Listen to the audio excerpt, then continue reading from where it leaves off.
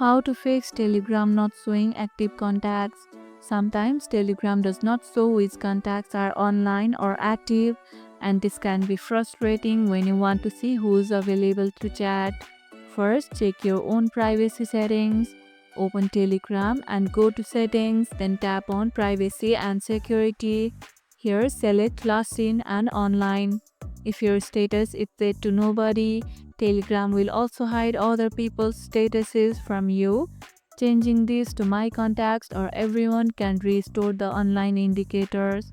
Also, remember that if your contacts have restricted their last seen status, you won't be able to see them online either.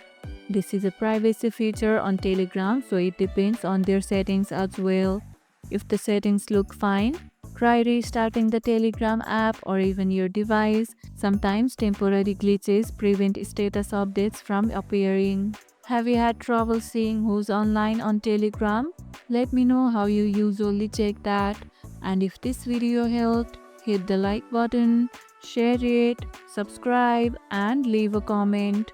Thanks for watching, and I'll see you in the next one.